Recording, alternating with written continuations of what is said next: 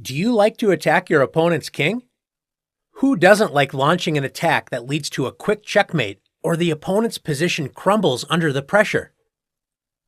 These positions don't come out of thin air. You first have to make weaknesses against your opponent to gain the advantage, such as creating weak squares around your opponent's king, removing key defenders, or attacking on squares where your opponent has no defense. Let's take a look at some examples of creating weaknesses. In this position, white's center, especially the d4 pawn, is being put under tremendous pressure. Black is threatening bishop takes f3 when the d4 pawn would fall on the next move. White has the powerful resource d5. White advances the d-pawn to safety, grabbing space and attacking black's knight on c6. This move looks like a blunder because it opens up the long dark square diagonal, allowing black to win the exchange by capturing the rook on a1. Black's best choice is to avoid capturing the rook, allowing white a comfortable game with a strong central space advantage and well-placed pieces.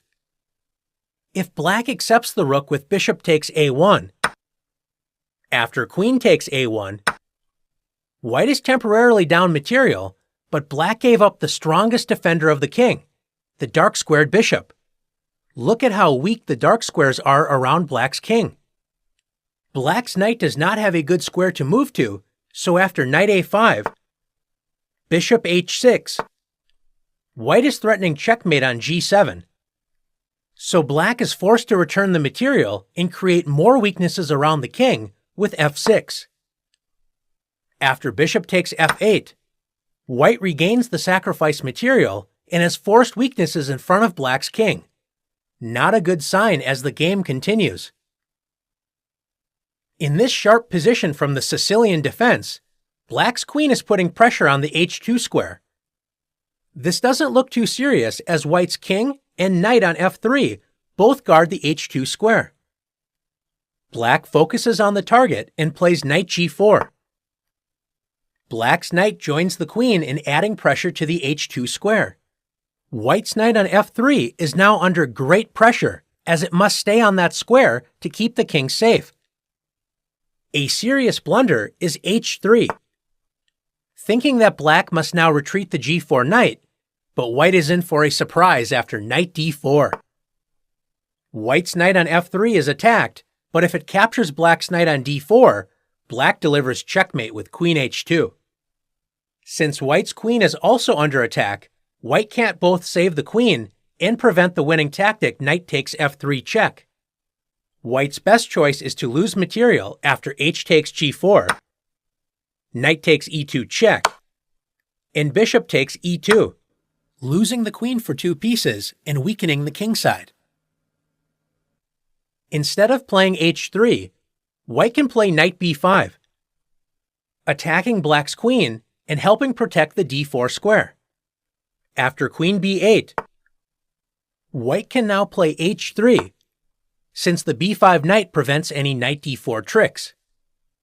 It looks like black needs to move the attack knight on g4, but now black can play h5. This is known as the fishing pole trap. Black uses the knight as bait. White should stay calm and not accept the knight. One idea is to play queen d2 to help bring white's knight on b5 into the center with knight b to d4. But if white accepts the knight with h takes g4, white is in huge trouble after h takes g4. The h file is now opened, so black's rook on h8 and queen on b8 work together to attack the h2 square. Once again, white's knight on f3 cannot move to a safe square because black would then deliver checkmate. White's king is in serious danger due to all of the weaknesses on the king side. Let's take a look at one more example together. One of the most dangerous attacks can happen when there are opposite colored bishops on the board. In this position, black's light-squared bishop is pointing directly at white's king side. Notice that white has the opposite colored bishop, a dark-squared bishop on b2. This means that this bishop is helpless in defending against black's attack on the light squares. After rook c1, White thinks black has to move the queen, but black ignores this attack and begins an attack against white's weak light squares with rook g8.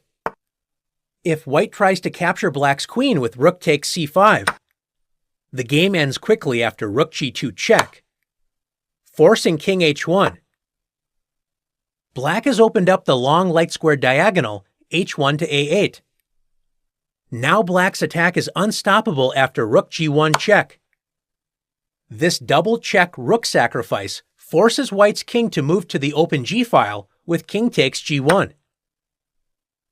Black's light squared bishop prevents white's king from escaping, and after rook g8 check, checkmate will soon follow. Instead of capturing black's queen, white can try to defend with g3. Notice this opens up the long light square diagonal again, and black has an overwhelming attack, starting with the powerful rook sacrifice, rook takes g3 check. Since the f2 pawn is pinned, white is forced to play h takes g3. Black has now opened up the h-file to add to white's weaknesses around the king. Can you see how black can attack on the light squares and threaten checkmate? If you found queen h5, great job!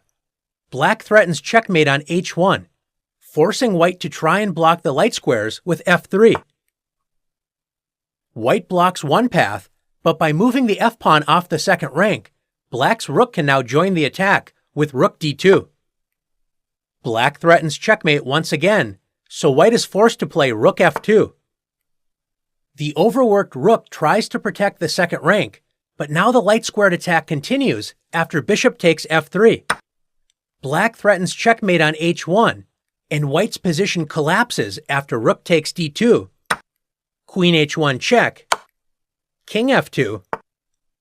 White is helpless against black's attack and is checkmated after queen g2 check, forcing king e1.